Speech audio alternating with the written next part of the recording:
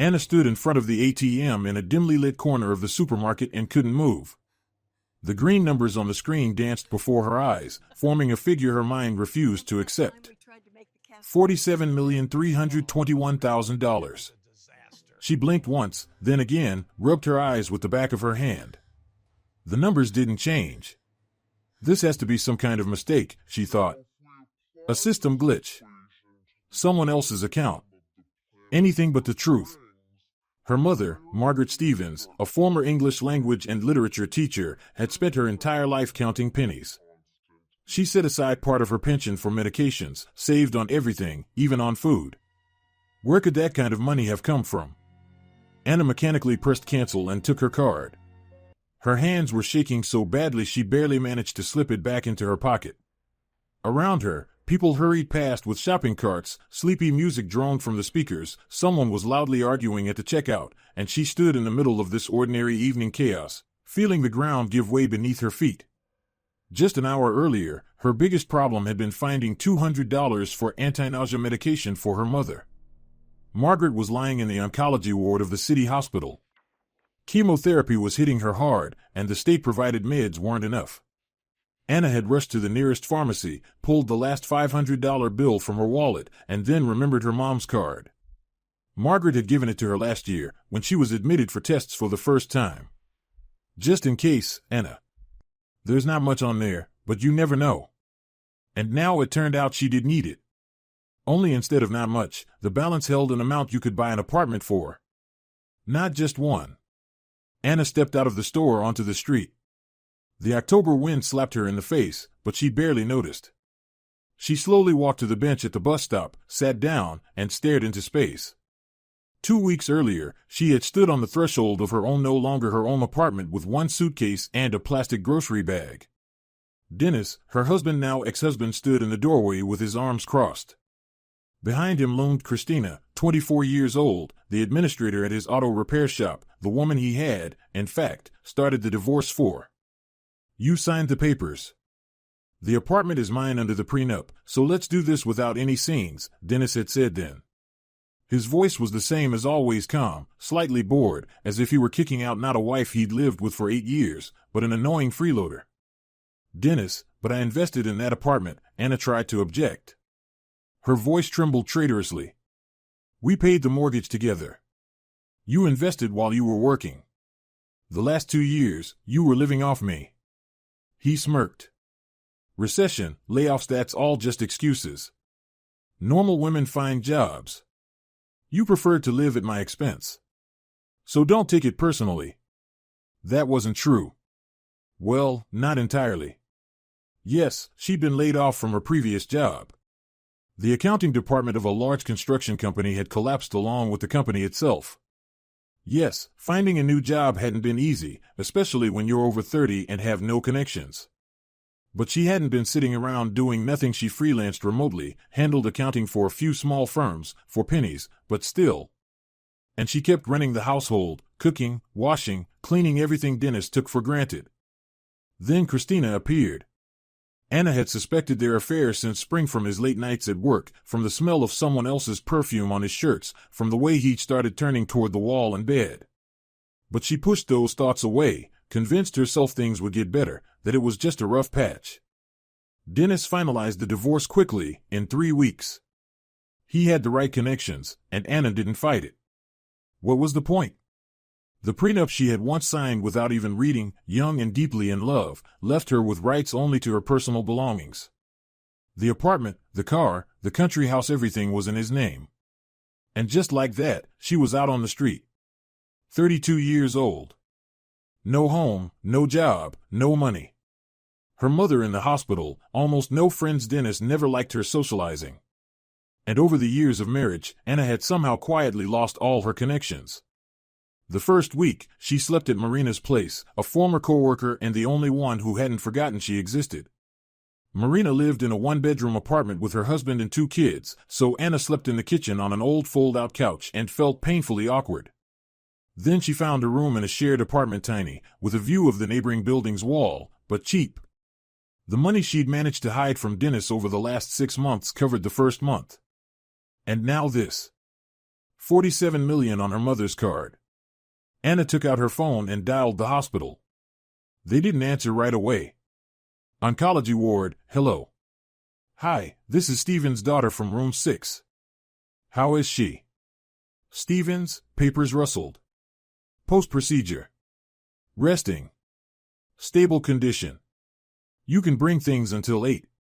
I'll be there. Thank you. Anna put the phone away and stood up from the bench. She needed to go see her mother. Ask the question that wouldn't leave her alone: where did the money come from? But first, the pharmacy. No matter what those millions were, her mom still needed the anti-nausea meds. Anna went back into the store, bought the medication, then stopped by the grocery next door for fruit. Her mom loved apples, especially green, tart ones. They give you strength, she used to say, crunching into the white flesh. The trip to the hospital took 40 minutes. 2 buses and a walk through the park. Anna walked without noticing the beauty of the autumn trees or the cold wind slipping under her thin jacket. The same thoughts spun in her head. Where from? Why? How? The oncology ward greeted her with its familiar smell, a mix of medicine, bleach, and something indefinably hospital-like. Anna nodded to the familiar nurse at the desk, changed her shoes, and walked down the long corridor to room 6. Her mother lay by the window, covered with a thin, standard-issue blanket. She had lost a lot of weight over the past few months. Her cheeks were sunken, her hands thin, almost translucent. But her eyes were the same sharp, kind, with a hint of mischief. Anna, Margaret smiled when she saw her. You came. I thought you wouldn't make it today. It's already late. Mom, how are you? Anna took her mother's hand in hers. It was cold, dry, like parchment. I'm okay, sweetheart. Just a bit dizzy after the 4. But that's nothing. It'll pass. They talked about small things: hospital food, the roommates, how the leaves had started falling outside. Anna handed over the medication and apples, listened to her mother's thanks. And all the while, tension kept building inside her, like a spring being wound tighter and tighter. Finally, when there was a pause in the conversation, she gathered her courage. Mom, I checked your card today. The one you gave me. Margaret froze. Something flashed in her eyes: fear, maybe anxiety. But a second later, her face was calm again. And? There's a lot of money on it, Mom. A lot. Where did it come from? Silence. Someone coughed behind the wall, long and ragged. Somewhere in the corridor, a phone rang. How much? Her mother asked quietly. 47 million. Margaret closed her eyes. For a moment, Anna thought she'd lost consciousness, but no, she was just gathering her thoughts.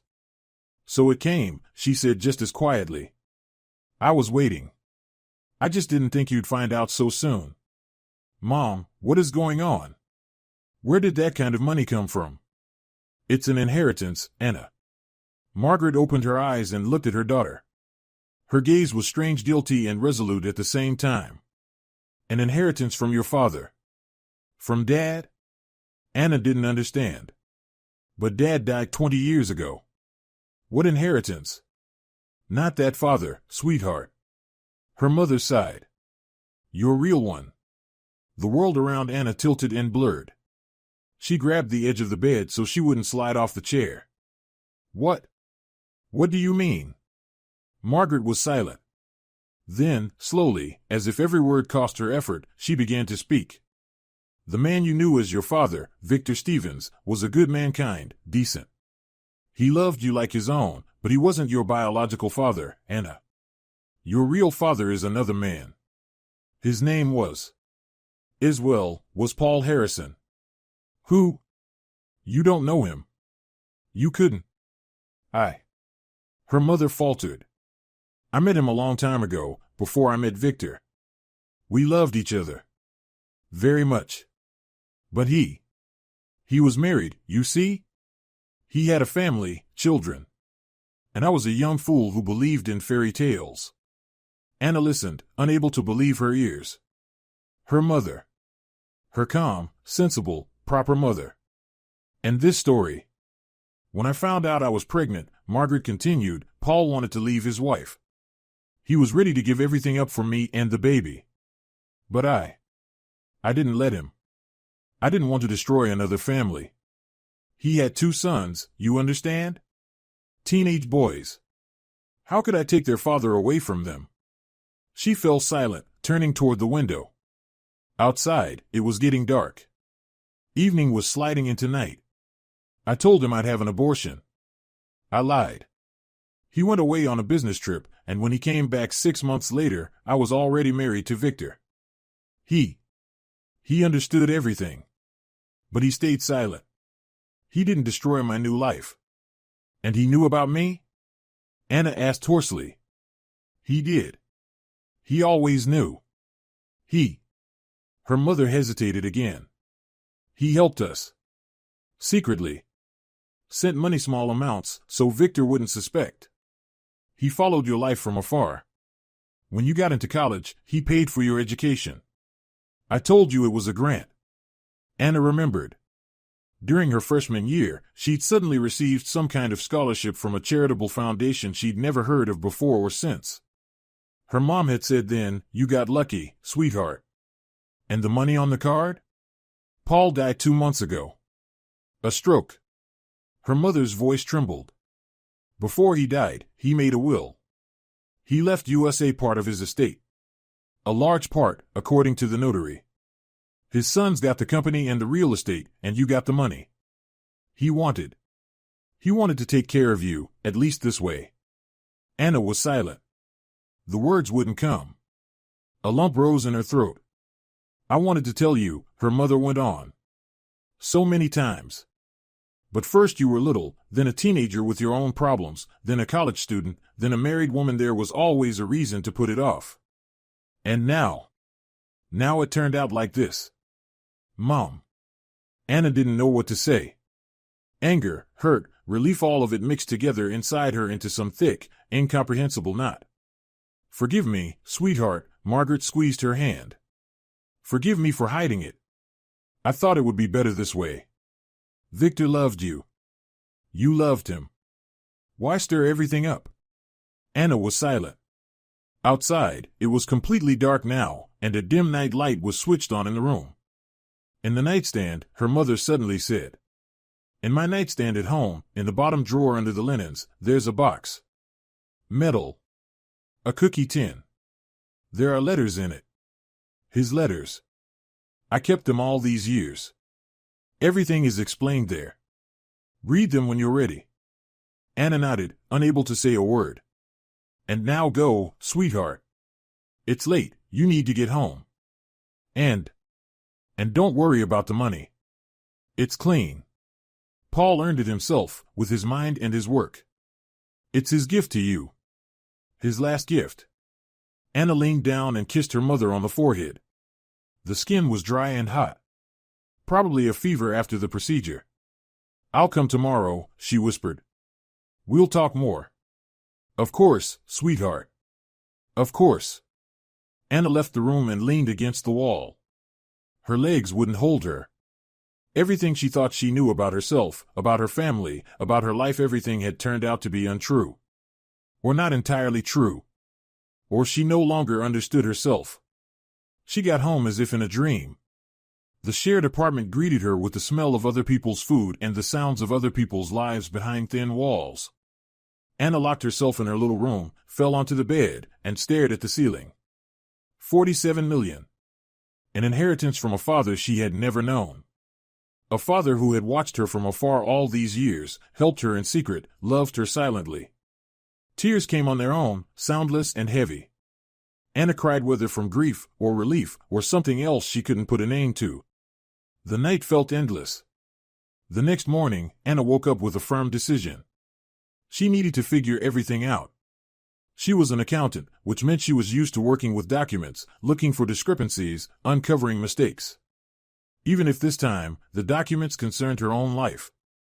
The first thing she did was call Marina. "Hi. Did I wake you?" As if, her friend's voice sounded cheerful. "I've been up since 6. Alex was getting ready for daycare, threw a tantrum. How are you?" "Marina, I need your help. Can you meet with me today, just not at work?" Did something happen? It's a long story. Let's do lunch at that coffee shop across from your office. Okay. 1 o'clock? 1 o'clock. See you. There were 4 hours left until the meeting with Marina. Anna decided to use them wisely. Her mom's apartment was on the other side of town, a 2-bedroom in an old building where Anna had grown up. After her stepfather. No. Now she had to say Dad, because he had raised her, loved her, taken care of her. After Dad died, her mother had lived there alone. Anna visited every week, helped around the house, brought groceries. She still had the keys. It was one of the few things left after the divorce, a key ring and memories. Anna reached her mother's building in an hour and a half. She climbed up to the 4th floor. There was no elevator in the old building, of course. She opened the door and went in. The apartment smelled of her mother's perfume, old-fashioned, white diamonds. That scent had always been associated for Anna with childhood, with comfort, with safety. Now it seemed bitter. She went into the bedroom. Her mother's nightstand, old, wooden, with peeling handles, stood by the bed. Anna opened the bottom drawer. Under neatly folded bed linens was a square metal tin with a picture of some flowers on the lid. Anna took it out, sat down on the bed, and opened it.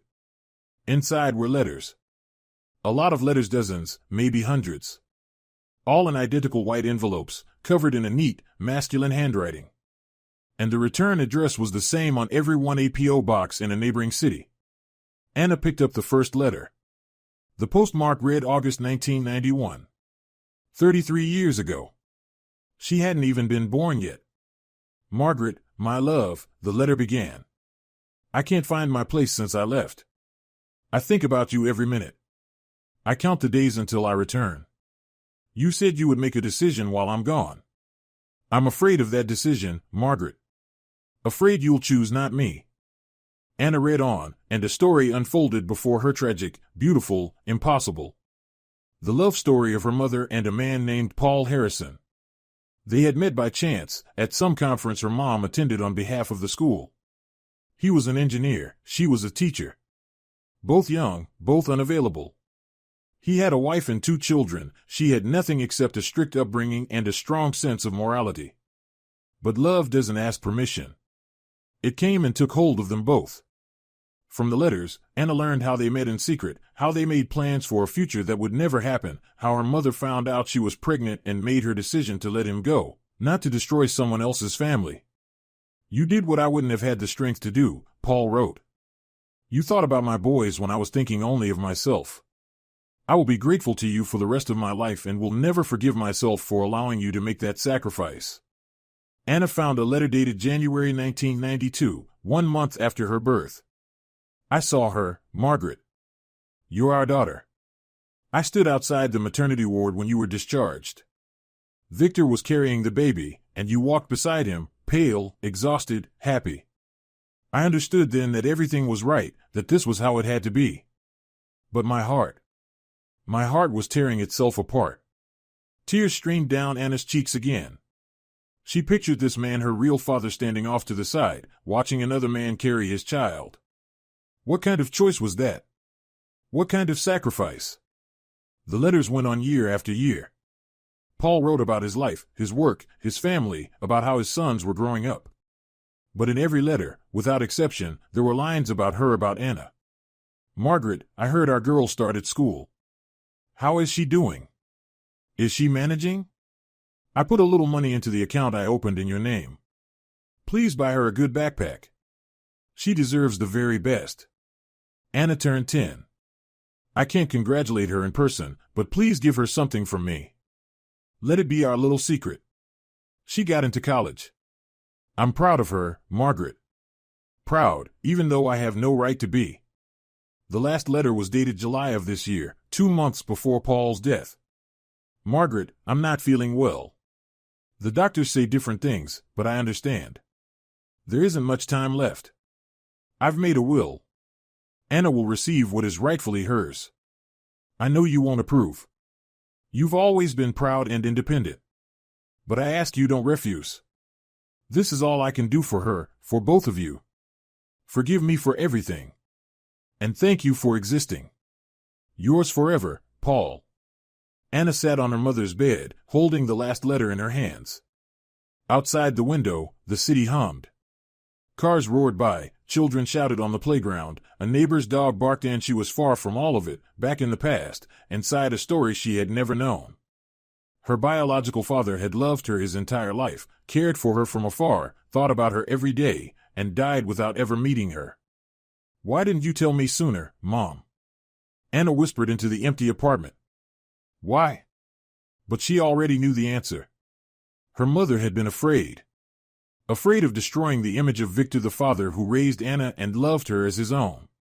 Afraid to confess her long-held secret. Afraid of judgment.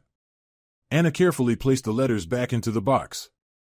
She needed time to process all of this. To understand. To accept it. But first, her meeting with Marina.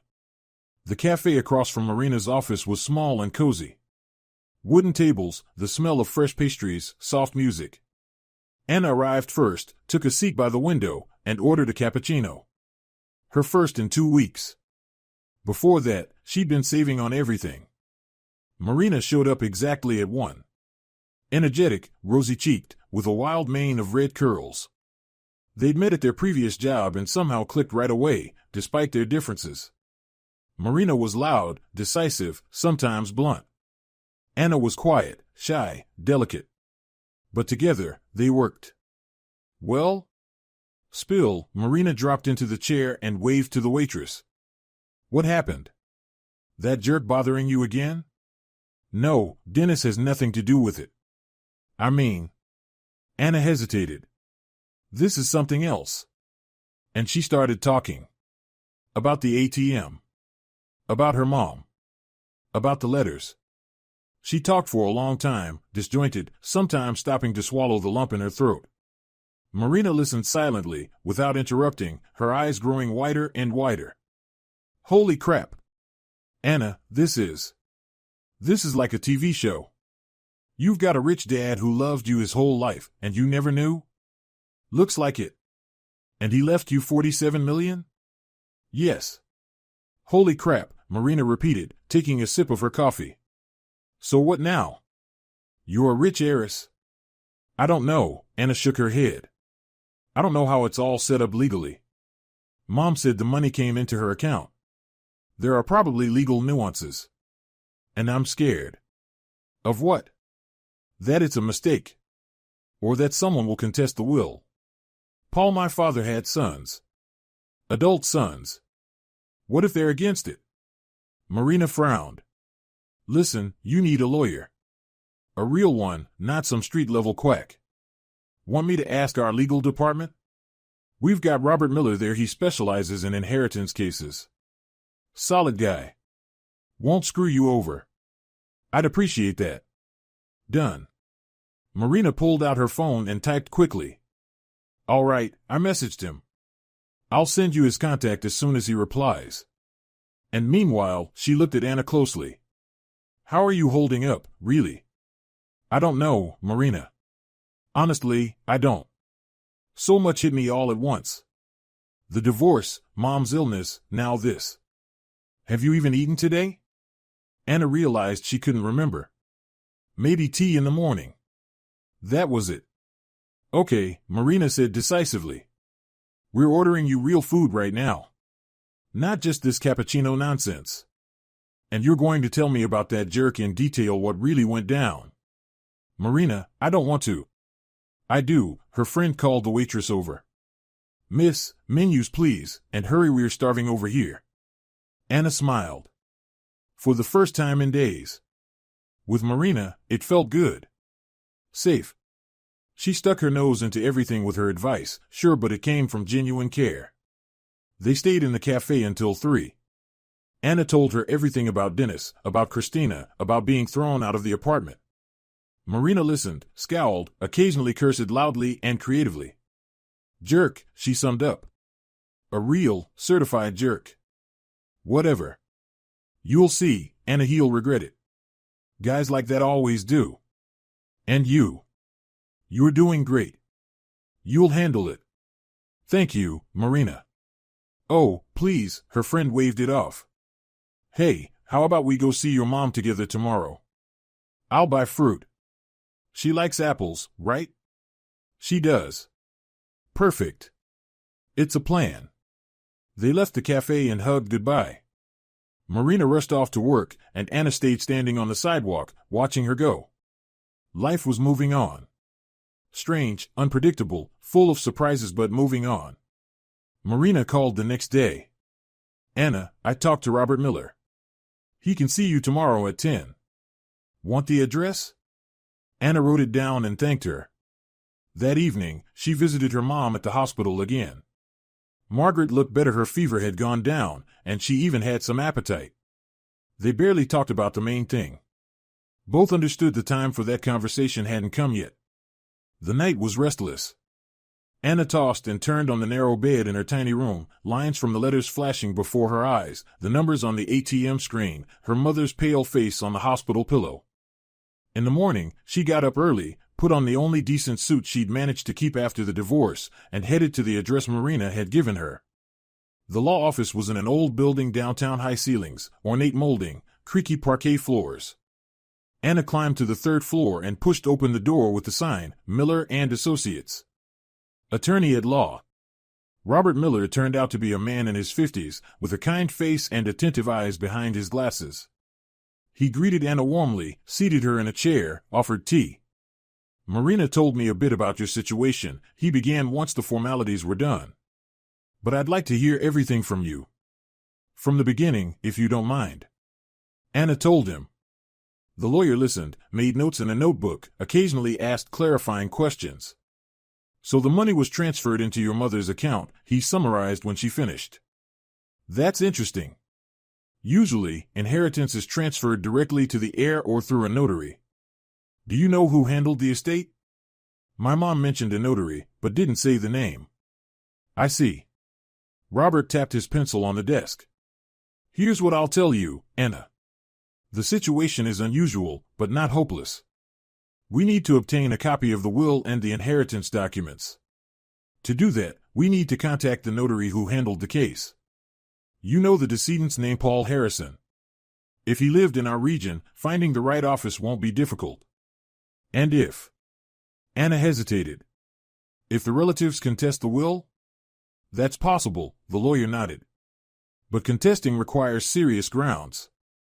If the will was executed properly and the testator was legally competent, the chances are slim. But let's not get ahead of ourselves. First, the documents. He promised to start looking into it and to contact Anna as soon as he found anything. She thanked him and left the office feeling that at least some clarity was beginning to emerge. Outside, a surprise awaited her. A familiar car stood by the entrance, a black Mercedes. Dennis, tall, broad-shouldered, in an expensive coat, leaned against the hood with his arms crossed. Hi, Anna. Anna froze. Her heart started pounding fast and uneven. Dennis, what are you doing here? Looking for you. He pushed off the car and stepped toward her. Marina said you'd be here. We need to talk. About what? Anna stepped back. I think we've already discussed everything. Not everything. Dennis smiled, but the smile was tight. Look, let's not argue out here. Let's go somewhere, sit down, talk like adults. No. Anna. I said no. Her voice hardened. You kicked me out, remember? You said we were strangers. So stay a stranger. Dennis frowned. Something like irritation flashed in his eyes. Fine. You don't want to do this the nice way? Let's do it the hard way. He pulled out his phone and showed her the screen. Know what this is? Anna looked. A photo. A bank statement. Her mother's statement. With that very balance, $47 million. Where did you get that? Doesn't matter. Dennis put the phone away. What matters is this: you hid from me that your mother has money. A lot of money. And that, by the way, can be considered concealment of assets during a divorce. I didn't hide anything. Anna felt her cheeks flush. I found out about this myself only yesterday. Yeah, sure. Dennis smirked. Tell that to a judge. Meanwhile, think about this, we can settle this amicably. You split the money with me, say 50-50, and I forget the whole thing. Or what? Or I take you to court. To review the divorce terms, to divide newly discovered assets, whatever it takes. I have good lawyers, Anna. You have nothing. Anna looked at the man she'd lived with for 8 years, the man she'd once loved or thought she loved. Now she saw only greed and calculation. No, she said quietly but firmly. You won't get a single cent. Anna. This money is an inheritance from my father. My biological father, whom I never knew. It has nothing to do with you. Or with our marriage. Dennis opened his mouth to object, but Anna cut him off. And now leave. And don't come near me again, or I'll call the police. She turned and walked away without looking back. Her knees were shaking, but she forced herself to walk steadily, not showing weakness. Behind her, a car door slammed, an engine roared. The Mercedes sped past, splashing her with water from a puddle. Anna stopped and took a breath. Her hands were shaking, her heart racing. But inside, strangely enough, it was calm. She'd handled it. She hadn't broken. She hadn't given in. For the first time in a long while, she'd said no and stood her ground. It was a small step, but it was the beginning of a new path. 3 days later, Robert Miller called. Anna, I have news. Not all of it good, unfortunately. Can you come in? She came that same day. The lawyer greeted her with a serious expression and got straight to the point. I found the notary who handled the Harrison estate. His name is James Thompson. His office is in a neighboring city. He confirmed that the will exists and that you are named as a beneficiary.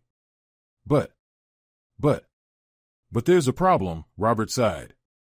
Harrison's sons, there are 2 of them, Andrew and Christopher, have contested the will. They claim that your mother, to put it delicately, exerted undue influence over their father, that he was not of sound mind when he executed the document, and that you, no offense, aren't his daughter at all. Anna felt everything inside her go cold. But that isn't true. My mom has letters proof. I understand, the attorney raised a hand. But court is court. Letters alone may not be enough. We'll need handwriting analysis, possibly genetic testing. All of that takes time, money, and nerves. Are you ready for that? Do I have a choice? Robert studied her carefully. There's always a choice, Anna. You can refuse the inheritance. Just don't accept it, and it all ends. The sons get the money, and the story is closed. No. Anna shook her head. That inheritance is from my father. He wanted me to have it. I'm not backing down. For the first time during the entire conversation, the lawyer smiled. That's what I thought. All right, then get ready for a fight. The hearing is set for November 20th. We have 3 weeks. The next days blended into one endless marathon. Anna bounced between the hospital, where her mother was staying, Robert Miller's office, where the paperwork was being prepared, and her little room in the shared apartment, where she would collapse on the bed and sleep like she was dead. Her mom supported her however she could. She handed her daughter all the letters, told her everything she remembered about Paul, and gave consent for the genetic test. Forgive me, Anna, she kept repeating. I should have told you sooner. Then none of this would be happening. Mom, stop apologizing. Anna squeezed her hand. You did what you thought was right, and I'll handle it. Marina helped too, in every way she could. She showed up that very first evening after she heard about the court case and declared, Okay, bestie, you are not doing this without me. What needs to be done? Tell me, I am ready. Anna was so grateful she could have cried. The following days became a non-stop chain of meetings with the lawyer, document collection, and waiting. Robert Miller worked quickly and professionally. Within a week, he had obtained a copy of the will and contacted the notary who had handled the estate. But that was exactly when the first clouds appeared on the horizon. Anna, I have bad news, the lawyer said when she came in again. What kind? Harrison's sons, there are 2 of them, Andrew and Christopher, have contested the will. They filed suit. And that's not all. He paused, as if choosing his words. What else? They went to the police with a fraud complaint, Robert said. They claim your mother exerted undue influence over their father, that the will is a forgery, and that you're an accomplice. Anna felt the ground drop out from under her. But that's not true. I didn't even know about this money until last week. I understand. But you'll still have to prove it. And be prepared, an investigator will want to speak with you. Anna left the office in total shock. As if her ex-husband threatening a lawsuit wasn't enough, now the police too. Like the disasters that had piled onto her over the past month weren't already more than enough. She walked down the street without really seeing where she was going, thinking about her mother lying in the hospital. About the letters she'd kept for 33 years. About the father Anna had never known, who had loved her from afar her entire life. I'm not backing down, she whispered to herself. No matter what it costs. I'm not backing down. Her phone rang in her pocket. An unknown number. Hello? Anna Stevens? The voice was male, official. Yes, this is her. Detective Warren, Investigations. I need to ask you a few questions regarding the Harrison inheritance matter. When can you come down to the station? Anna stopped in the middle of the sidewalk. People flowed around her, someone muttered angrily as they bumped her shoulder. She didn't notice any of it. It had begun. Tomorrow, she said, forcing her voice not to shake. I can come tomorrow. Good. I'll be expecting you at 10. Write down the address. She wrote it down mechanically, barely understanding what she was writing. Then she put the phone away and stood there for a long time, motionless, staring into nothing. High above the city, clouds began to gather. The first drops of rain hit the pavement, leaving dark spots. Anna lifted her face to the sky and let the rain wash away the tears she could no longer hold back. Tomorrow. Tomorrow everything would be decided. But she still didn't know that tomorrow would bring her not only a trial, but a meeting that would change her entire life.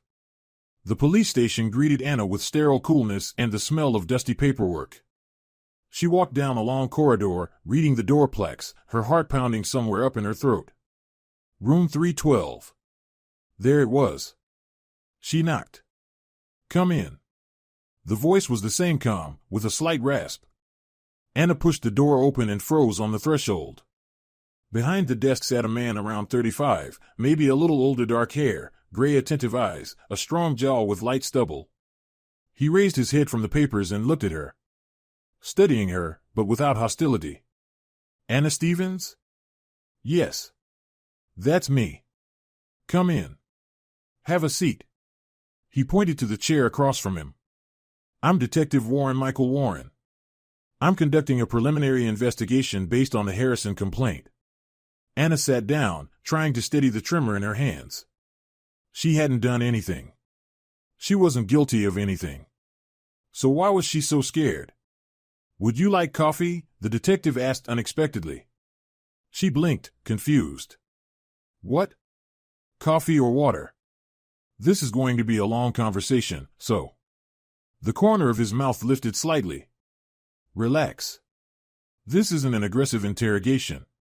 I just want to understand what's going on. Something in his tone made her exhale. The tension loosened. Not completely, but enough for her to speak normally. Coffee, please. While he fussed with a coffee maker in the corner of the office, Anna glanced around. A typical detective's office. A desk buried in folders, a computer, a filing cabinet. Some kind of framed certificate on the wall. And on the desk beside the monitor, a photo in a simple wooden frame, a middle-aged woman with a kind face. His mother? Here. He set a cup in front of her. Sugar? No, thanks. Warren sat down across from her and opened a folder. All right. Tell me your version from the beginning. How did you learn about Paul Harrison's existence? And Anna began to tell him. Everything. From the moment she found the card in her mother's bag. About the ATM. About the $47 million. About her mother's confession at the hospital. About the letters. About the will and the notary. About her ex-husband and his threats. Warren listened in silence, occasionally making notes in a small notebook. His face stayed unreadable, but Anna noticed how he frowned slightly when she talked about Dennis. So you're claiming that before your mother's illness, you didn't know who your biological father was? Before my mom got sick, Anna corrected. She's still alive. But yes, I didn't know. For 33 years, I didn't know. And the will came as a complete surprise to you? Absolutely. Warren drummed his fingers on the desk. The Harrison brothers claim you conspired with their father to obtain his assets, that you manipulated an elderly man by exploiting his sentimental nature. That's a lie, she blurted out. I've never seen him. Not once in my life. They also claim your mother was Harrison's mistress and blackmailed him all these years. Anna felt heat rush to her face. My mother blackmailed no one. She refused his money. For 33 years she refused. He sent it, she sent it back. He insisted on opening an account in her name. She didn't even use that money. $47 million is a lot of money to just sit in an account. She didn't know the exact amount. She thought it was a couple $100,000 at most. She wanted to give it to me for a down payment on an apartment when I got divorced. Warren raised an eyebrow. You're getting divorced? Already divorced. More like I was divorced. Anna swallowed. My ex-husband threw me out and filed. That was before I ever found out about the inheritance. Interesting timing. It's not timing. It's just. Anna's voice faltered. It just happened. She took a breath. Look, I understand how it looks from the outside. Some unknown woman shows up and suddenly receives a massive inheritance. But I didn't do anything. I didn't know about my father, I didn't know about the money, I didn't know about the will. It all hit me out of nowhere. And now. She stopped, feeling tears pressed behind her eyes. Don't cry. Not here. And now what? Warren asked quietly. Now everyone thinks I'm a fraud. My ex-husband is suing for half the inheritance. The brothers, my half-brothers, want to put me in prison, and I just wanted to help my mom. She's dying, you understand? Dying. And instead of being with her, I'm sitting here defending myself for something I didn't do. Her voice broke on the last words. She turned her face away, trying to pull herself together. The office fell silent. Then Warren stood, walked to the window, and stayed there for a moment, looking out at the street. Do you know what I see every day in this job? He finally said. Greed. Human greed in every form. People will do anything for money, lie, betray, kill. Kids sue their parents over apartments. Brothers and sisters become enemies over inheritances. He turned back to her. But sometimes there are different stories. People who were in the wrong place at the wrong time. Or the opposite, in the right place at the right time. But to others, it looks suspicious. Anna looked up at him. I'm not saying I believe you completely, he continued. Not yet. But my job is to find the truth, not to force the facts to fit somebody's complaint. The Harrison brothers are very persistent. But persistence isn't the same thing as being right. He returned to the desk and opened the folder again. I'll need documents, everything you have, a copy of the will, bank statements, correspondence if there is any, and your attorney's contact information. My attorney is Robert Miller. I'll give you his number. Warren nodded as he wrote it down. And one more thing. Try to remember. Did your mother ever mention Harrison? Even indirectly. Any hints, slips, anything. Anna thought. 33 years of silence. But there had to have been something. When I was little, she sometimes cried. At night, when she thought I was asleep. I heard it through the wall. And one time I was probably around 10, I asked her about my dad. Why does everyone have a dad and I don't? She said something weird. Something like, your dad is a very good man. He just can't be with us. I didn't understand then. I thought he was dead. But he was alive.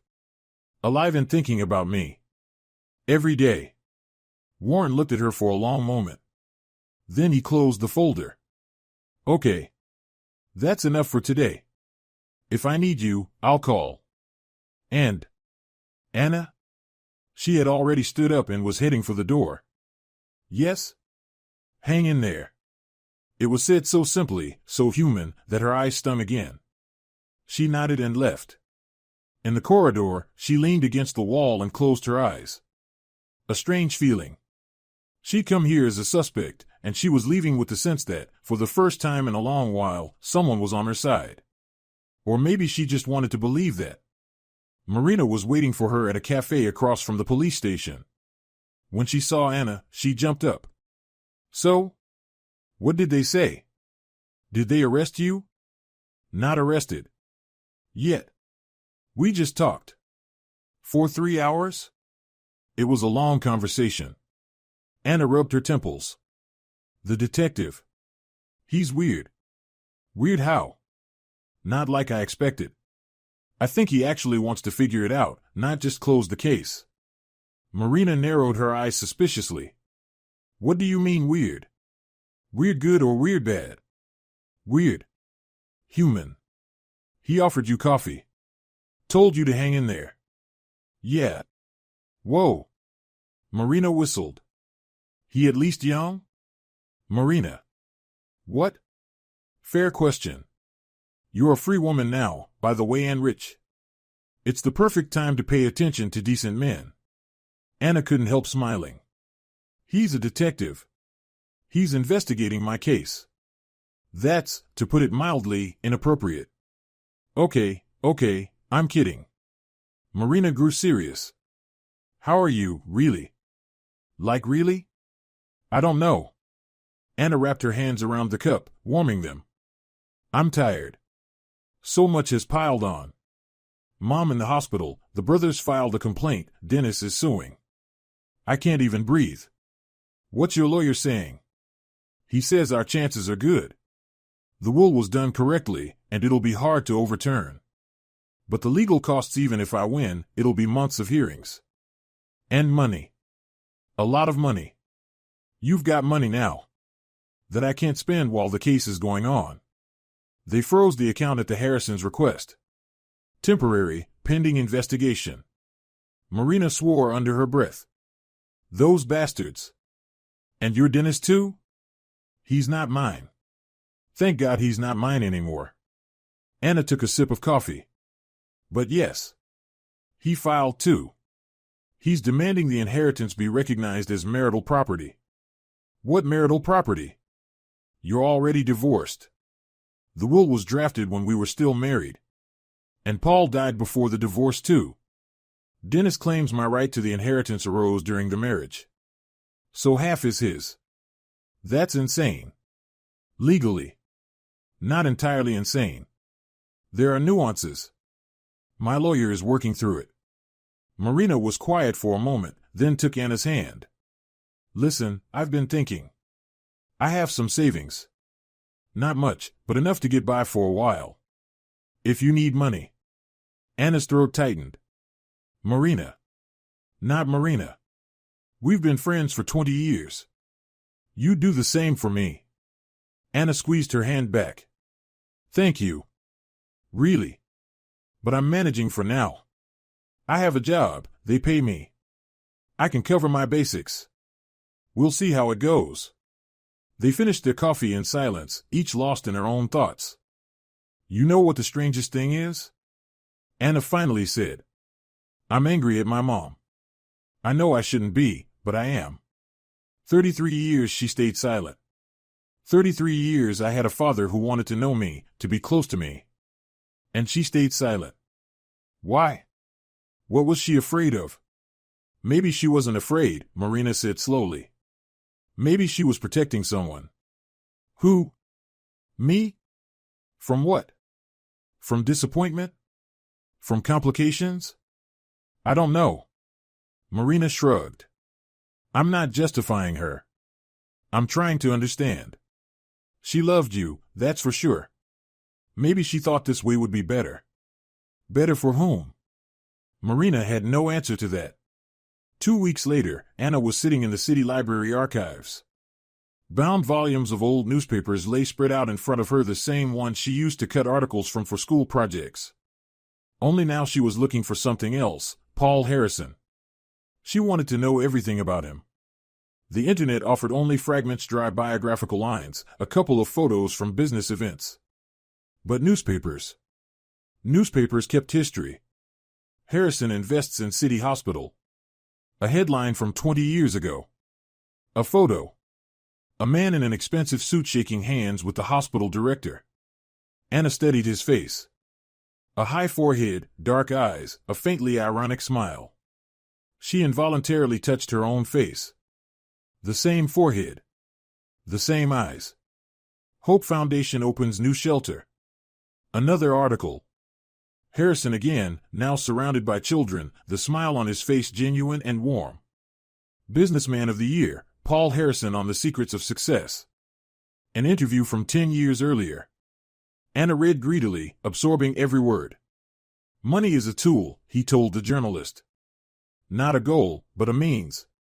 What matters isn't how much you have in your account, but what you do with it.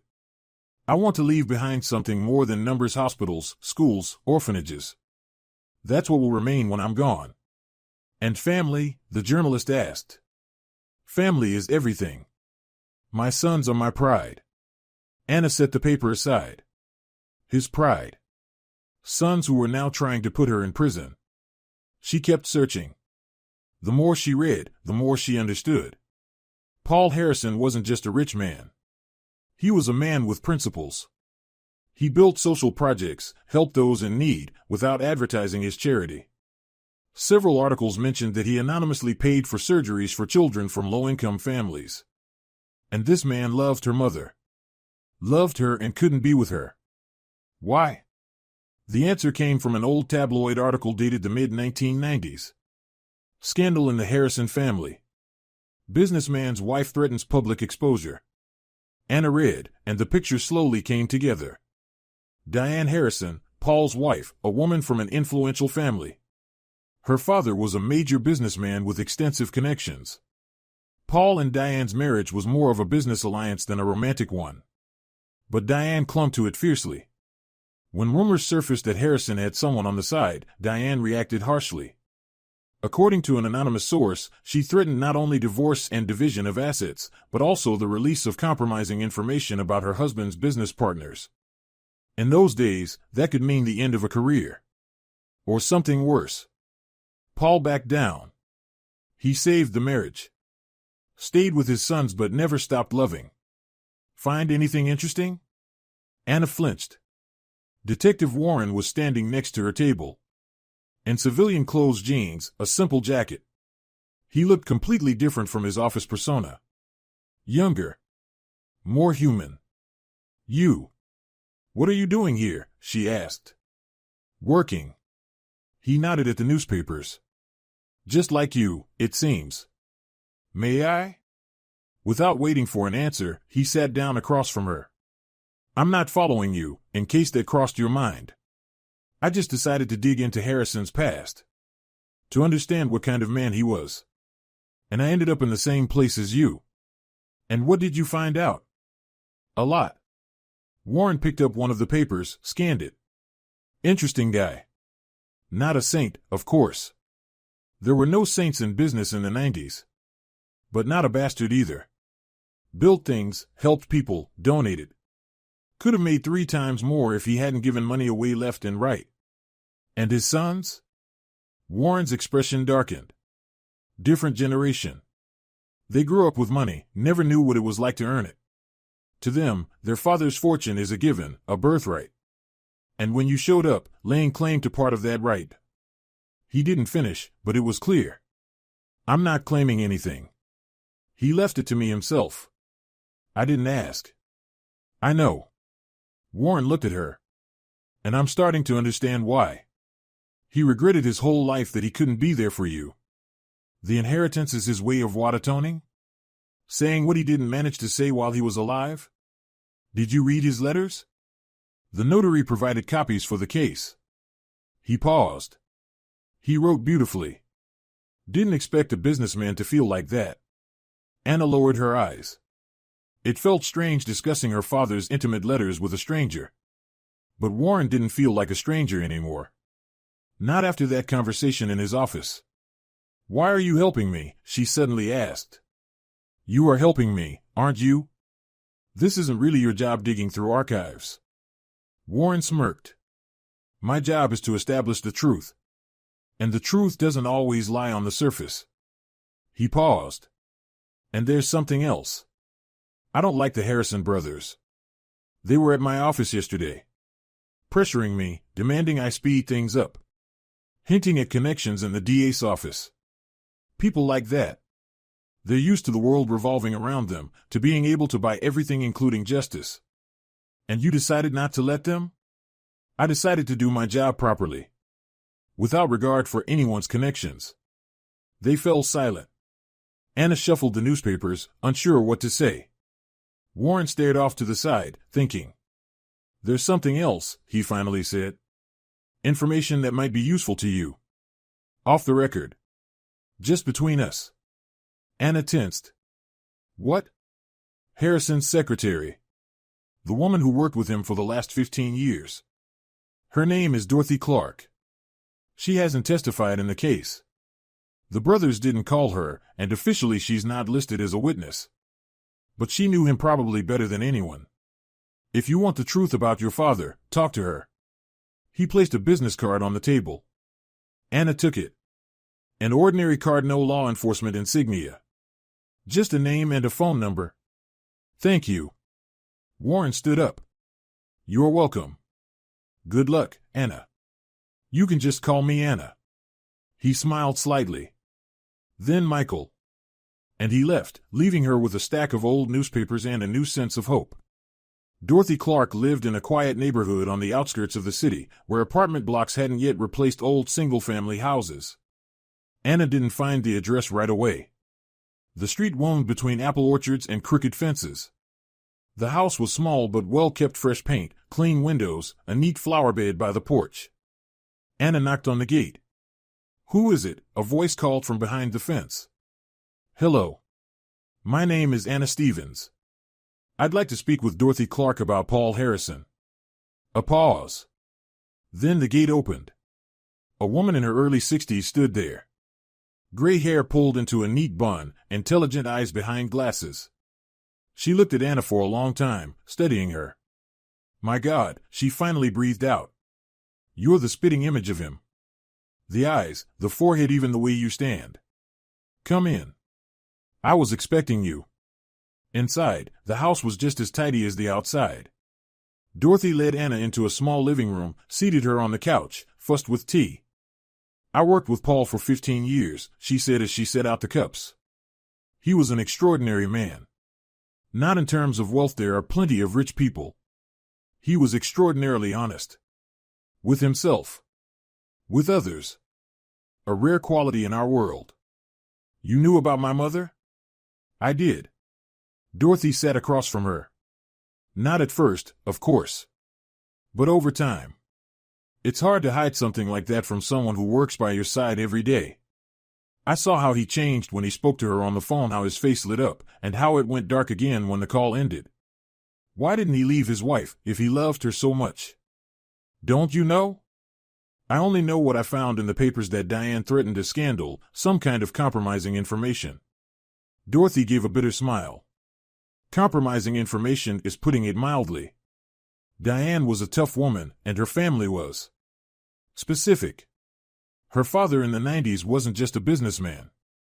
He had ties to people who solved problems in a certain way. You know what I mean? Anna felt a chill. Crime? Back then, the lines were blurred. Business and crime were so tightly intertwined it wasn't always clear where one ended and the other began. Paul tried to stay out of it, but it was impossible to avoid completely.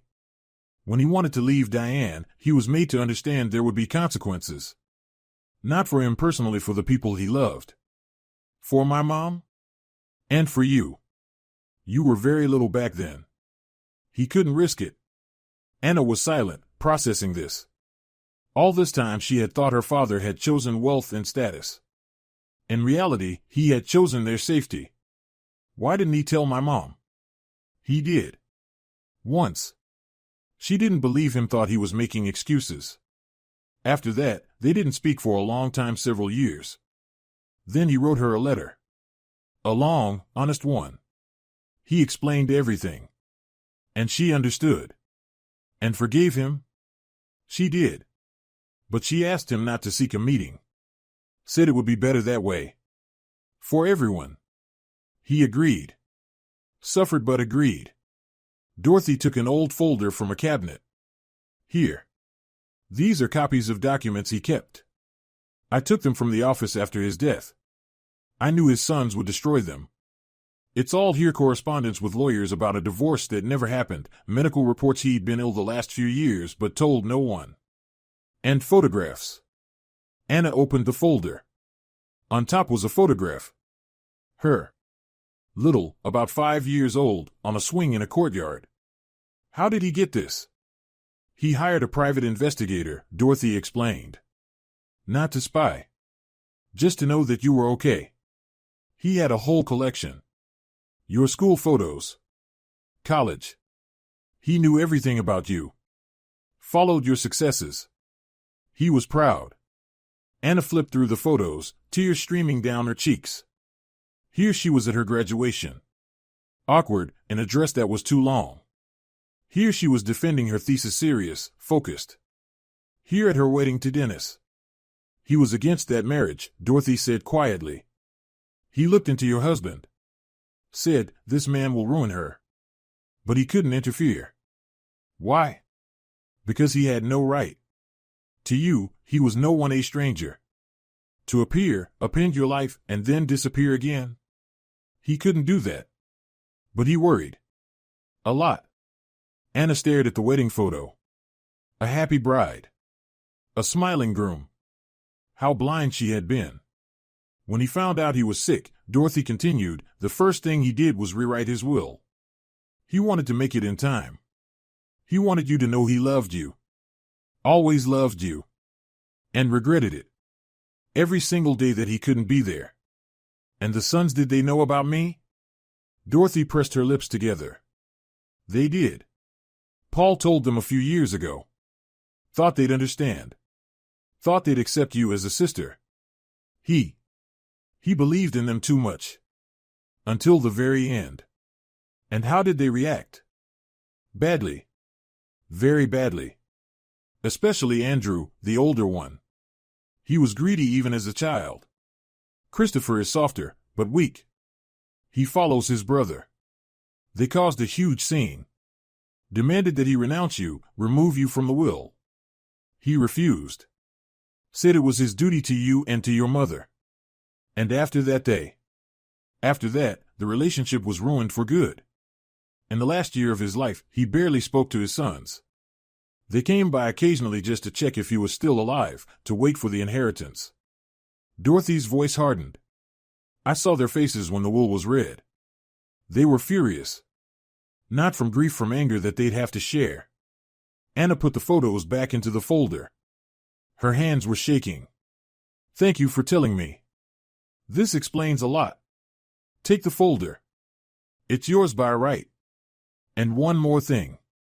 Dorothy hesitated. Be careful. Andrew and Christopher won't stop. They've already contacted your ex-husband, I know. I still have some connections. They've joined forces against you. Joined forces? Yes. If they win the case, they'll split your inheritance among themselves. Your ex-husband will get his share, and in return he'll testify against you. Say whatever they want that you knew about Harrison, that you planned to get the money, that. Well, they're preparing a serious blow. Everything inside Anna went cold. How do you know? I told you I still have contacts. Not everyone around Harrison is loyal to his sons. Some remember what kind of man Paul was and want justice to prevail. Anna left Dorothy's house with a heavy folder and an even heavier heart. The picture was becoming clearer and more frightening because of that clarity. Dennis had allied himself with the Harrisons. Her ex-husband, the man who once swore he'd love her forever, was now ready to lie under oath to take what her father had left her. Her father. The one she'd never known. The one who'd loved her from afar her entire life. She walked down the street without noticing where she was going. Her feet carried her to the hospital on their own. Mom. Anna went up to the right floor, quietly opened the door to the room. Margaret was asleep, gaunt, pale, and four in her arm. Anna sat down beside her and took her hand. Mom, I found out about Dad. About my real dad. And you know what? I don't blame you anymore. I really don't. You were trying to protect us. Both of you were. And you paid for it your whole lives. Margaret didn't wake up, only squeezed Anna's fingers slightly. Maybe by accident. Or maybe she heard her through sleep. I'll handle this, Mom. I promise. They won't get what belongs to us by right. Not because it's money, I don't care about the money, but because it was his last will. His love. And I'll protect it. She sat there until evening, holding her mother's hand and thinking about the future. About what lay ahead. About the fact that she wasn't alone. Her phone vibrated. A message from an unknown number. This is Michael. There's news. Important. Can we meet? Anna looked at her sleeping mother, at the gray hospital window, at the folder of photographs resting on her knees. Yes, she typed back. When and where? They met at the same cafe where she'd sat with Marina after the first interrogation.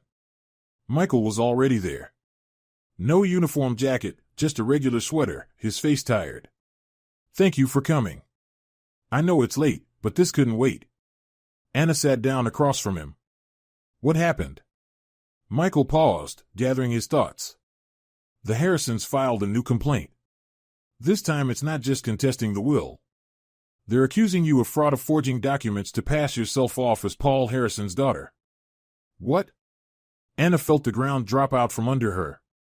What documents? I didn't forge anything. I know. But they're claiming the DNA test that confirmed your relationship is fake. That you bribed a lab technician. That's insane. The test was done posthumously. Samples were taken officially, with witnesses. I know, Michael repeated. And you know. But they found someone willing to testify that you offered him money to alter the results. Who? Who is it? Michael took out his phone and showed her a photo. A young guy, maybe 25. Do you recognize him? Anna stared. The face seemed vaguely familiar. He's the lab tech from the clinic where the test was done. You crossed paths with him when you gave your samples. I saw him once. Maybe for a minute. He took the swab and that was it. According to him, you met several times. Gave him money. Instructions. Anna grabbed her head. That's a lie. A complete lie. They bought him or scared him. I don't know. Most likely bought him. The Harrisons aren't poor people. Michael put the phone away. But that's not all. Your ex-husband gave a statement. Anna's heart clenched. He said you knew about Harrison even before the marriage. That you married him as cover, so no one would suspect you were after the inheritance. Dennis said that? On the record. Officially. Anna covered her face with her hands. It was a nightmare. A real nightmare. What do I do? She whispered. Michael, what do I do? I didn't do any of this. None of it. But if they find more witnesses, if the court believes them, don't panic. Michael's voice was firm, calm. For now, it's just an accusation, not proof. The lab tech is a weak witness. There will definitely be a motive there. Your ex-husband's testimony is also easy to challenge. He has a direct personal interest. But you need a very good lawyer. And witnesses who can confirm your version. People who knew you before all of this. Who can prove you didn't know about Harrison? My mom. She can confirm it, but she's in the hospital. Her testimony matters. But besides your mother, who else? Anna thought. Friends? Colleagues? Marina had known her for 20 years, but that might not be enough. I don't know. I don't have many close people. My mom, Marina, co-workers, but they don't know my personal life. Then we'll have to look for other evidence, documents, messages, anything that supports your timeline. Every scrap of paper that proves you learned about Harrison only after your mother got sick. Anna lifted her head. Dorothy. My father's secretary. She gave me a folder with documents. There are photos. He hired a private detective who photographed me from childhood. That proves he followed me from afar, that we didn't communicate. That's good. What else is in the folder? Correspondence with lawyers, medical records. I haven't gone through everything yet. Go through it carefully. Every page may matter. Michael paused. And one more thing. I'm not supposed to say this, but be careful. The Harrisons are playing hardball. If they manage to buy a lab tech and your ex-husband, they might try to pressure you directly. Threats. Intimidation. If anything like that happens, call me. Not the police in general. Me personally. Anna looked at him. Why are you doing this? You're handling a case against me and at the same time helping me. I'm handling a case to establish the truth, he cut in. Not against you or for you. But the truth seems to be on your side. And I won't let rich bastards bury it under piles of bought testimony. There was something personal in his voice. Anna felt it. You've had a similar case? In the past. Michael turned to the window. He was silent for a long time. My mother, he finally said. 10 years ago. She worked as a nurse in a private clinic. The clinic owner decided to pin his insurance fraud on her. Hired lawyers. Bought witnesses. She was an ordinary woman. No money. No connections. She couldn't defend herself. What happened to her? 2 years probation for something she didn't do. Lost her job, her license, her reputation. Her health collapsed. Stress-triggered heart disease. She died 3 years after the trial. Anna was silent. I went into investigations because of her, Michael continued. I wanted to make sure this wouldn't happen again. That money wouldn't always beat the truth. Naive, maybe, but I try. He turned back to Anna. That's why I'm helping you. Not because I fell in love or anything like that, but because I see the same story. Rich people trying to crush an ordinary person. And I won't let it happen. Not again. Anna reached out and touched his hand. Thank you. For your honesty. For everything. He didn't pull his hand away. Just looked at her. And in his gray eyes there was something she couldn't read. Go home, he finally said. Get some rest. Tomorrow will be a hard day. She nodded and stood up. Michael? Yes? We'll win. We will. He smiled faintly. I know. But when Anna left the cafe, the smile disappeared from his face. He knew what he hadn't told her. The Harrisons had hired the best lawyers in the city. They had connections in the prosecutor's office and the courts. A case that had seemed straightforward was turning into a real war. And Anna's chances were slim. The days blurred into an endless chain of calls, meetings, documents. Anna barely slept. She was torn between the hospital, where her mother was slowly fading, and her lawyer's office, where the battle over the inheritance was unfolding. Robert Miller worked like a man possessed. He studied every document from Dorothy's folder, found experts to analyze the photographs, prepared counterclaims. Their position is shaky, he explained to Anna. The lab tech is the weak link. We found surveillance footage from the clinic. It shows you interacted with him for exactly 30 seconds when he took the sample. No meetings. No money transfers. And Dennis's testimony? That's harder. But we pulled your messages. Good thing you never deleted them. They clearly show you learned about Harrison only after your mother was hospitalized. Dates. Facts. Context. Everything supports your version. Will that be enough? Robert sighed. It should be. But, Anna, you have to understand court is unpredictable. Especially when one side has resources like that. They can drag things out, look for new witnesses, pressure experts. How long could this last? Months? A year? A year. Her mother didn't have a year. Anna left the lawyer's office and wandered down the street without noticing where she was going. The city lived its life. People rushed about their business, cars honked, music drifted from cafes. And she felt invisible in that flow. A person without a future. Her phone rang. An unknown number. Hello? Anna Stevens? A male voice, sharp, confident. This is Andrew Harrison. We need to talk. She stopped dead. I have nothing to talk to you about. Believe me, you do. I'm offering you a deal. What kind of deal? You renounce the inheritance. Completely. Sign a waiver, and we withdraw all complaints. The criminal case gets closed. The civil suits too. You walk away clean. And if I don't? If you don't, we destroy you. Your reputation. Your career. Everything. We'll find more witnesses. We'll prove you're a fraud. You'll go to prison and your mother will die alone. Rage surged inside Anna. Is that a threat? It's a statement of fact. We have money, connections, the best lawyers. You have nothing. Think about it.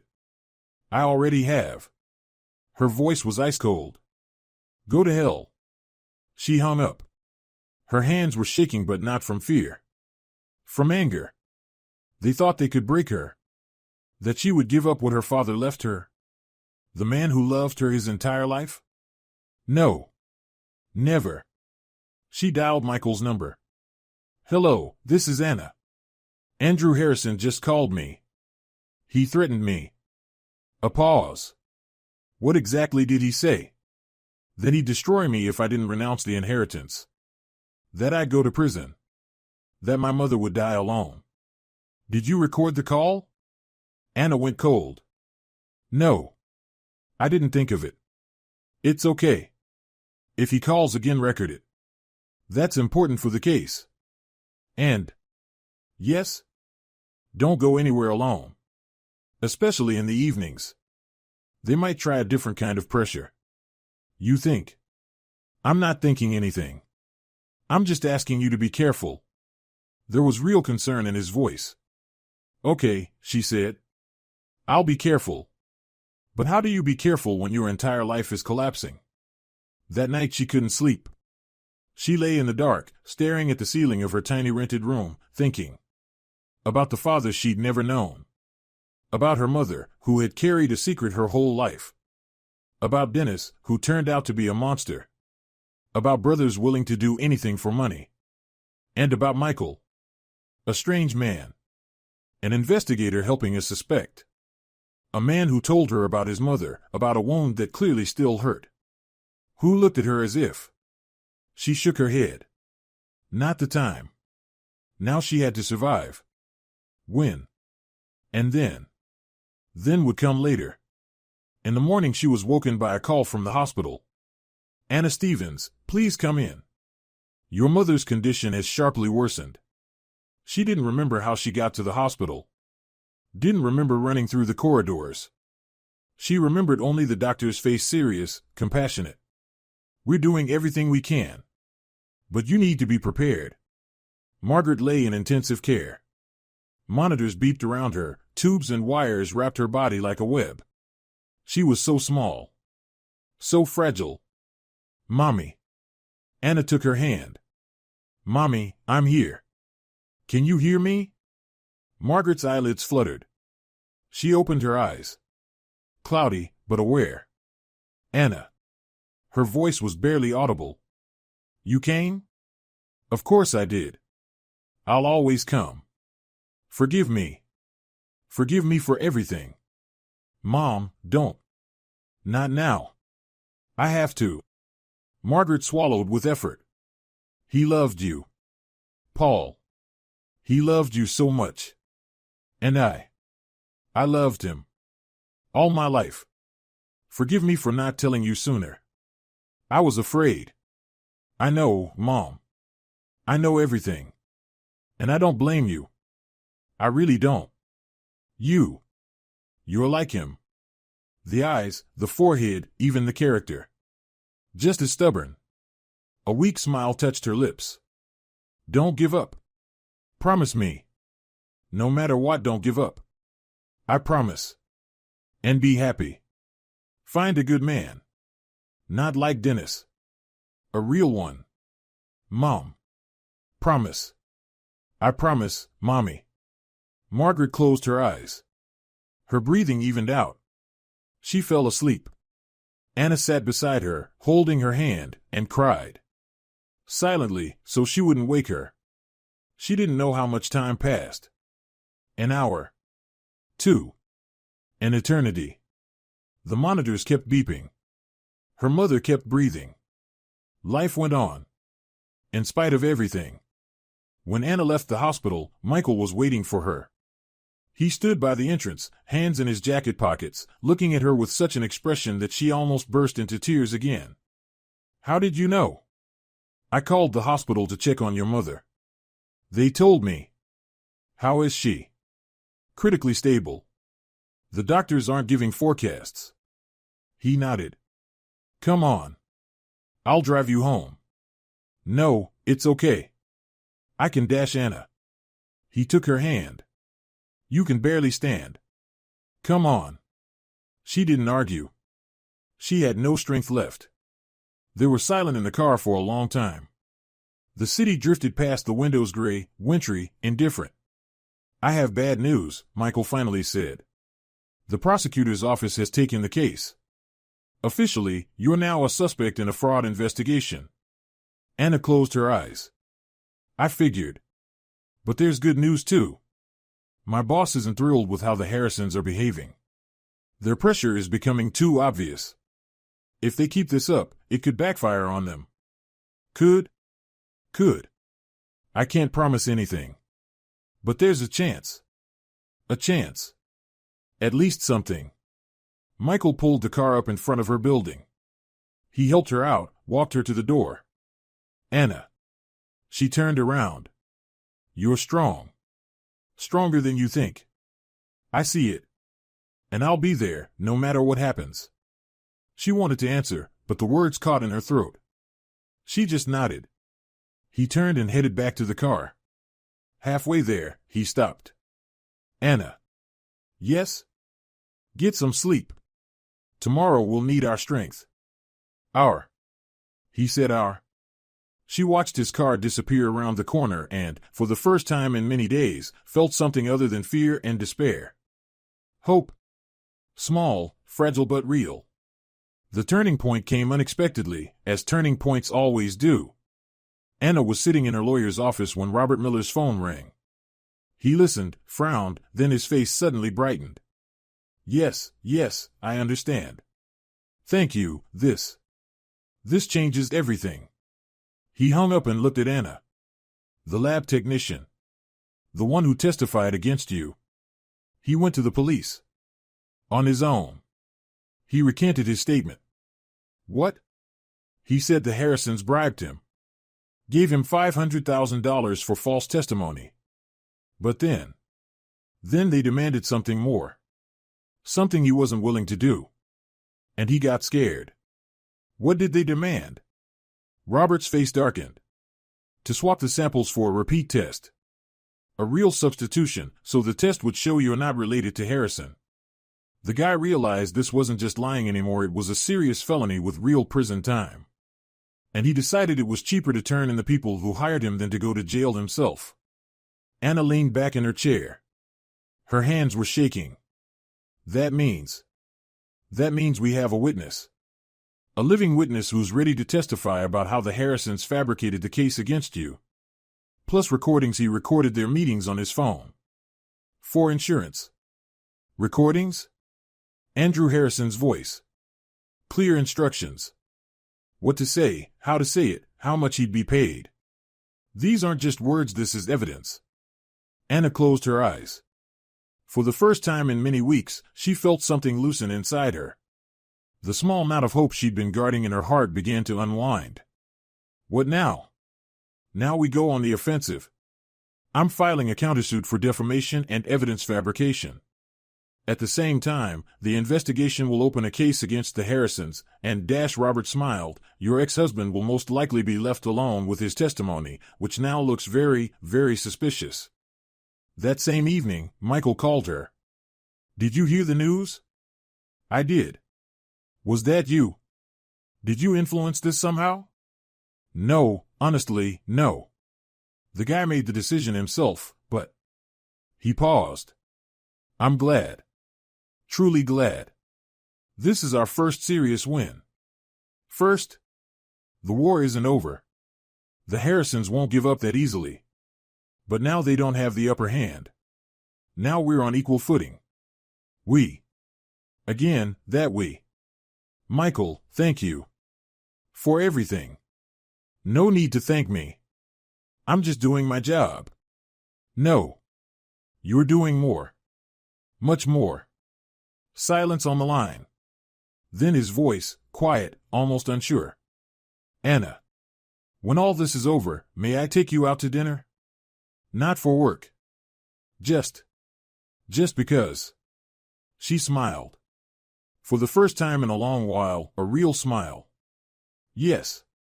I'd like that. The events of the following weeks unfolded rapidly. The lab technician's testimony triggered a chain reaction. Investigators obtained a warrant to search the Harrisons' offices. They found documents proving systematic siphoning of assets from their father's company while he was still alive. Andrew and Christopher had been robbing their own father for years and then tried to accuse his daughter of fraud. Irony of fate, Michael said when they met at the same cafe as before. They were so afraid of losing the inheritance that they committed crimes that will now cost them everything. Will they be arrested? Andrew for sure. There's a whole list: fraud, witness bribery, attempted evidence falsification. Christopher might get probation. He's more of an executor than an organizer. But their reputations? Completely destroyed. And Dennis? Michael grimaced. Your ex-husband is a separate story. He's already testifying against the Harrisons, trying to bargain for immunity in exchange for information. Typical. But it won't help him. His own testimony against you is perjury.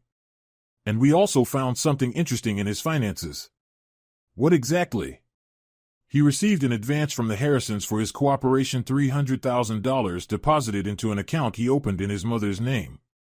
He thought he'd covered his tracks. Didn't account for investigators knowing how to dig. Anna shook her head. He always thought he was smarter than everyone. Turns out not smarter than everyone. The inheritance case went to court a month later. Anna stood in the courtroom, listening as the judge read the ruling. Robert Miller stood beside her, focused and calm. A few journalists were present. The case had drawn media attention after Andrew Harrison's arrest. The court finds the will of Paul Harrison valid in full, the judge read. The claims of Andrew Harrison and Christopher Harrison contesting the will are denied.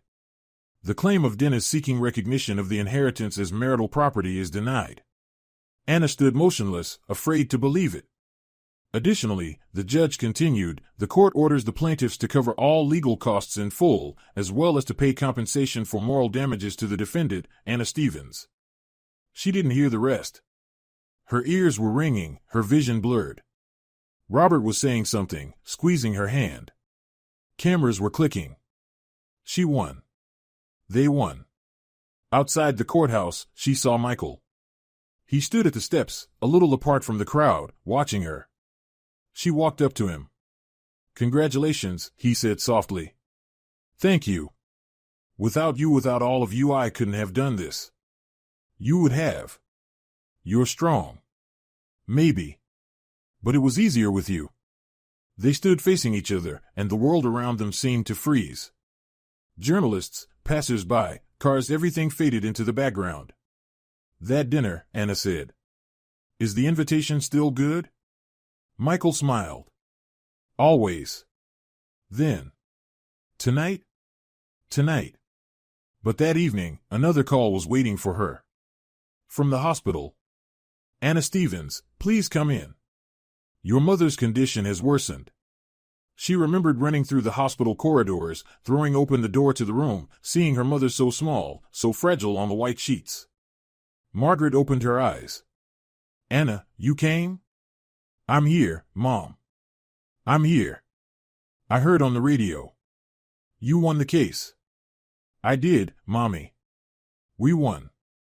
A faint smile lit up her exhausted face. I knew it. I knew you would manage.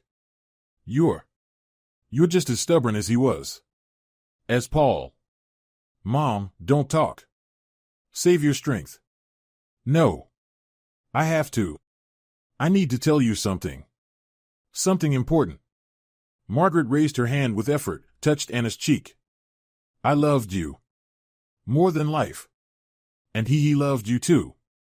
We both loved you, we just couldn't be together. But love didn't go anywhere. It's inside you. Do you understand?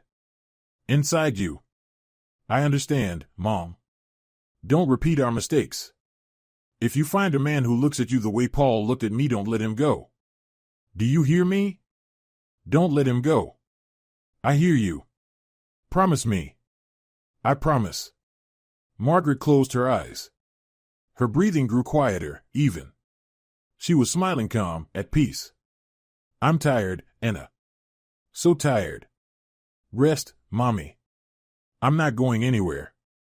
I know. You're a good daughter. The best. Those were her last words. She passed away at dawn, quietly, in her sleep. Anna sat beside her, holding her hand, feeling something irreplaceable leave the world. Her mother. The only person who loved her unconditionally. Who protected her entire life even from the truth. Who carried a secret for 33 years and never complained. Now she was gone. Anna didn't cry. The tears would come later, she knew. For now, there was only emptiness. Vast. Bottomless emptiness. The funeral was quiet. Only close people were there. Marina, a few of her mother's colleagues, neighbors who had known Margaret for years, and Michael. He came without being invited. He was just there. Silent. He didn't offer empty condolences, didn't try to comfort her with words. He simply stood beside her and held her hand as she watched the coffin lowered into the ground. Later, at the memorial, when the guests had left and they were alone, he asked, "How are you?" "I don't know." Anna stared out the window at the gray winter sky. Empty. Inside, it's empty.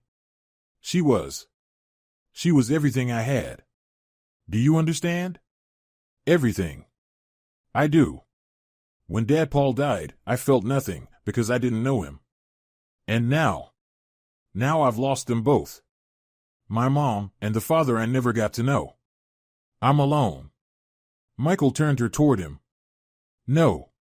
You're not alone. Michael, I know it's not the time, I know you need to grieve, to go through this, but I want you to know you're not alone. I'm here. I'll be here as long as you need, if you want. She looked into his gray eyes, honest, warm, without a trace of falsehood. I want to, she whispered. I want you to be here. He hugged her firmly, carefully. And she finally cried. She cried for a long time, desperately, pouring out everything that had built up over those terrible months. Fear, pain, exhaustion, grief. He held her and stayed silent. Just held her.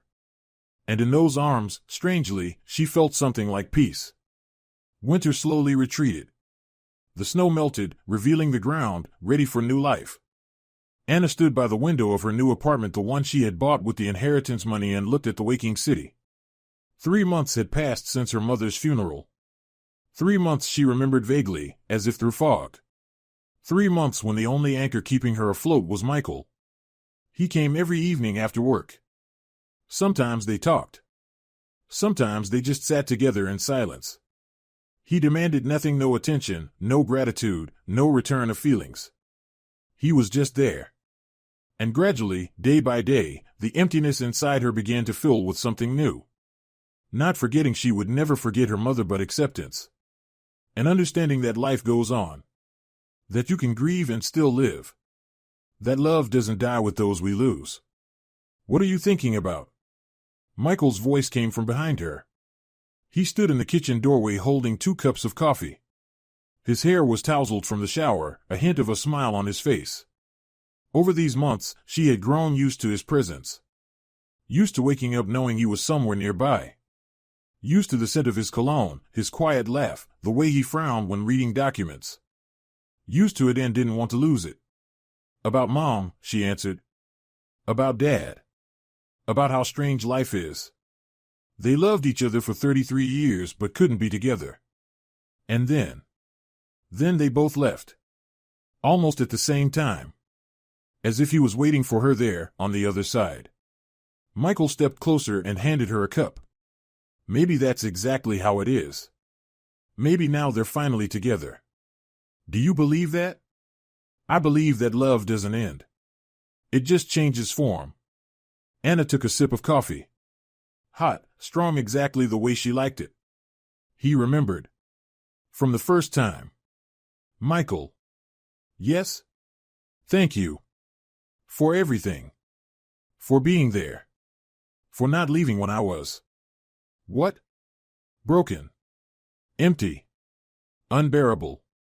He laughed softly. You were never unbearable. Complicated, yes. But not unbearable. Is that a compliment? That's a fact. They stood side by side, looking at the city outside the window. Rooftops, bare trees, the first shy shoots of green on the lawns. Spring. A new beginning. I got the documents from the bank, Anna said. The account has been fully unblocked. All the money is mine. Officially. Finally. Irrevocably. And what are you going to do with it? Dad donated a lot to children's hospitals and shelters. I want to continue his work, set up a foundation in his memory. And Mom's too. That's a good idea. And I also want to find the people he helped anonymously. The children whose surgeries he paid for. See how they're doing. Maybe help again, if they need it. Michael looked at her with an expression she didn't immediately decipher. You're an amazing woman, Anna. Why? Because you inherited a fortune, and the first thing you think about is how to help others. Not many people would do that. Money won't make me happy. I know that for sure. But the chance to do something good, that matters. And what will make you happy? Anna turned to him. Their faces were very close now. She could see every detail, the fine lines near his eyes, the scar on his chin she'd ask about someday, the dimple in his cheek that appeared when he smiled. You, she said quietly.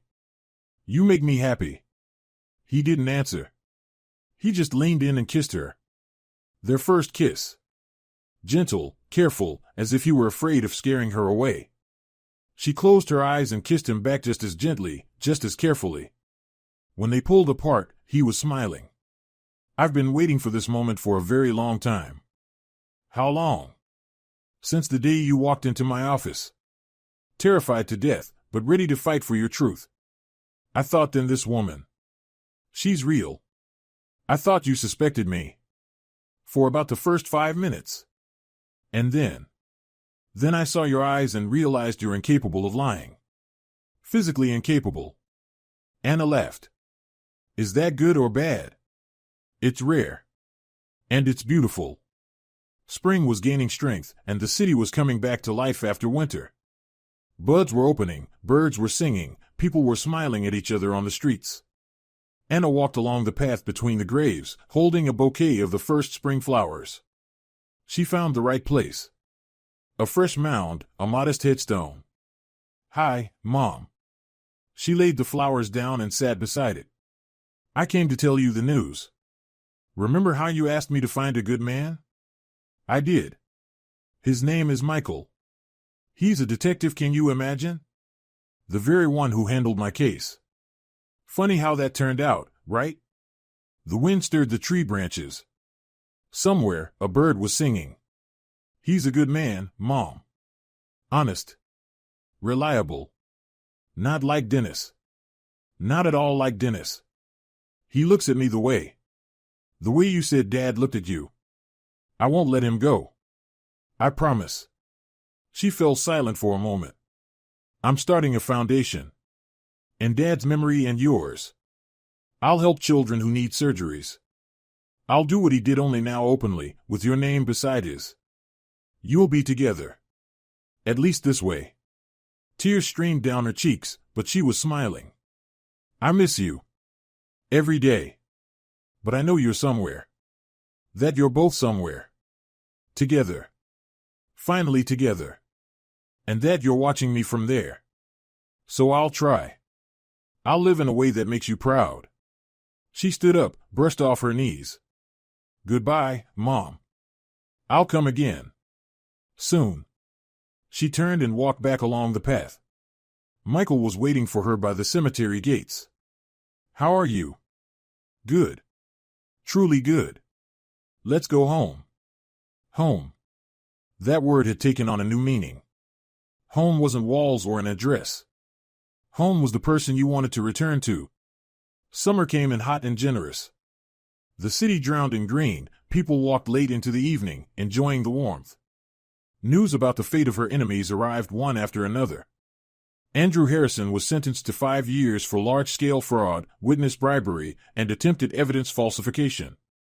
The court took into account the scope of his crimes. He had been stealing from his father for years, funneling money into offshore accounts. Most of those funds were seized and returned to the estate. Christopher Harrison received a suspended sentence. He really had been more of an executive than an organizer. But his reputation was destroyed. Business partners turned away, doors closed. He was left with the fragments of what had once been an empire. Dennis. Anna learned about Dennis from Michael. He tried to run. When he realized the case was falling apart and that the Harrisons would sell him out, he bought a ticket to Mexico. They pulled him off the flight right at the airport. And now? 2 years for perjury and aiding and abetting. Plus all his financial schemes surfaced. Turns out he'd been hiding money even before the divorce, preparing to leave. So now he has nothing, no money, no freedom, no future. Anna felt no glee. Only fatigue and relief. It's strange. I thought I'd feel happy, that I'd enjoy his downfall, at least in my head. But I feel nothing, just emptiness. That means you've grown up. You've let go. Maybe. And that's a good thing. Hatred is poison. It poisons the one who hates, not the one who's hated. Anna smiled at him. You sometimes sound like a philosopher. Occupational hazard. When you see enough human filth, you start looking for something bright in life. Found it? He pulled her close. I did. In the fall, Anna officially opened the charity foundation 2 Stars in memory of Paul Harrison and Margaret Stevens. The foundation helped children from low-income families pay for expensive surgeries and treatment. The presentation was held in a large hall. Journalists, doctors, representatives of charitable organizations. Anna stood on the stage and spoke about her parents, about their love, about how they couldn't be together in life but could help others now that they were gone. My father believed that money is a two-way way to make the world better. My mother believed that love is the most important thing, stronger than circumstances, stronger than separation, stronger than death. This foundation is their legacy. Not money, not property, but the chance to help those who need help the most. The audience applauded. Anna smiled through tears. After the presentation, a woman approached her, no longer young, with a tired face but eyes full of gratitude. You probably don't remember me. My name is Sarah. 15 years ago. 15 years ago your father paid for my son's surgery. Jake was 3. He had a heart defect. We couldn't afford the treatment. And then an anonymous benefactor. We never knew who it was, and now. She couldn't go on. Tears choked her. How is Jake now? Anna asked softly. He's 18. He's healthy. He's studying medicine at university. He wants to become a cardiac surgeon to save children like he once was. All thanks to your father. Anna hugged her. 2 women stood in the middle of the hall, crying tears of gratitude, relief, and bright sadness. This was it. This was what mattered. Not money, but lives saved. Not inheritance, but the continuation of a good deed. When the guests had left and the hall was empty, Michael came up to her. You were amazing. I was terrified. I thought I wouldn't be able to speak, that my voice would fail. But you did it. I did. She smiled tiredly. You know what's the strangest thing?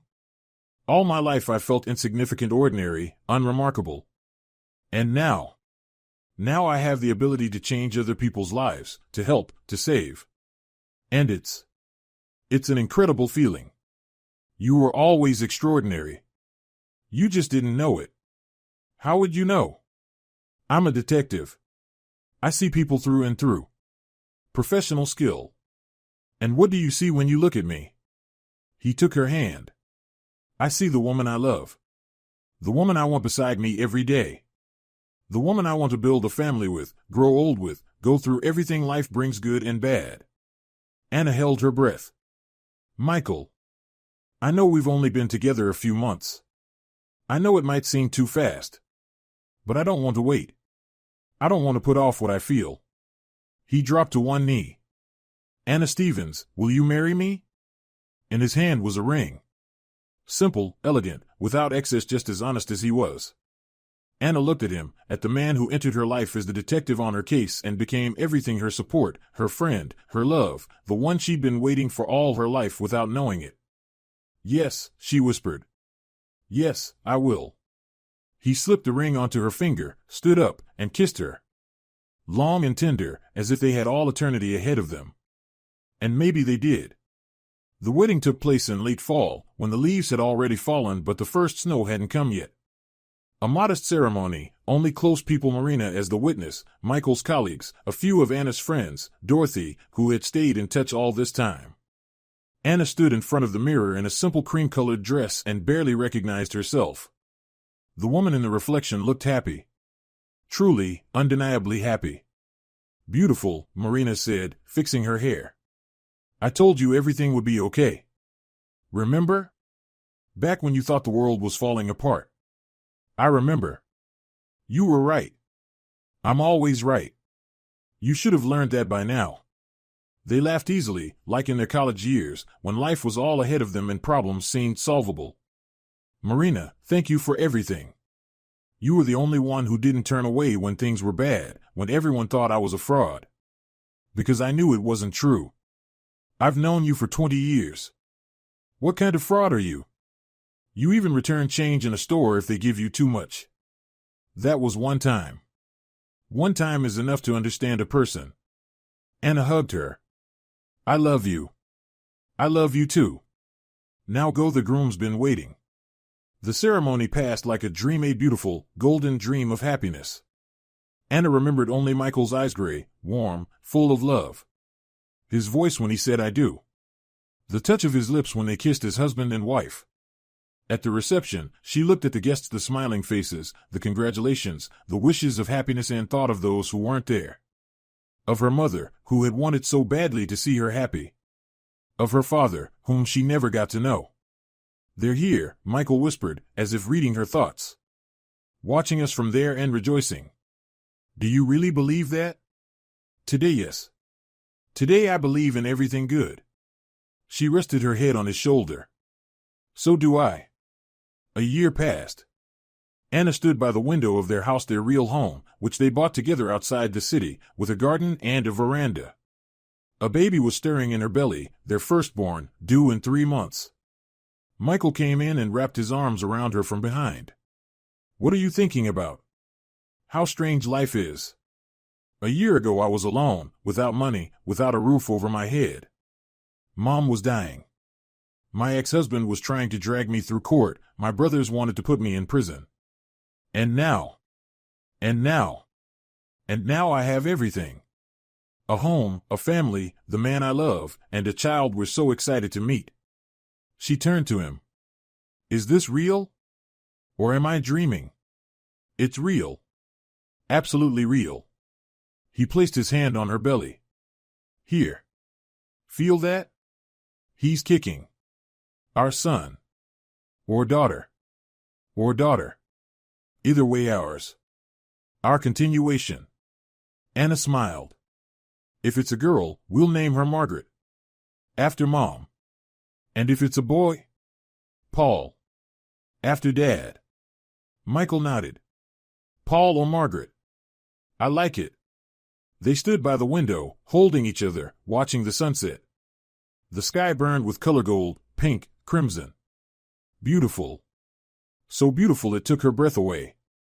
You know, Anna said, for a long time I didn't understand why I received that inheritance. I thought it was just money. And then I realized it wasn't money, it was a chance. A chance to start a new life. A chance to help others. A chance to find you. You would have found me even without the inheritance. Maybe. But this way it's prettier, like a fairy tale. Do you believe in fairy tales? Anna looked at him, her husband, the father of her child, the man who became her everything. Now I do. Now I believe. A few months later, in the spring, Paul Michael Warren was born. A healthy, strong boy with his father's gray eyes and his grandfather's stubborn brow. Anna held him in her arms and cried with happiness. "Hi, little one," she whispered. "I'm your mom. And this is your dad. And we will love you. Always. No matter what." Michael sat beside her, tears shining in his eyes. "He's beautiful. Looks like you. And like you. And like Grandpa Paul, who we named him after. Do you think they see him? Your parents?" Anna smiled through tears. "I'm sure of it. They're watching us right now and smiling. Because their story didn't end. It continues in us, in our son, in the foundation that helps children, in the love that passes from generation to generation." She looked out the window, to the blue spring sky, to the birds circling, to the earth waking to new life. "Thank you, Mom. Thank you, Dad, for everything." And somewhere, far, far away, two souls were smiling, looking at their daughter and grandson. They were finally together. Forever. And they were happy. Just like Anna. Just like her family. Just like all the children the Two Stars Foundation gave a chance at life. Because love doesn't die. It simply changes form and goes on. Forever. Thank you for watching, dear friends. If you enjoyed the story, please support us by clicking the like button. Just one tap for you, but it means so much to us. Thank you in advance, dear friends.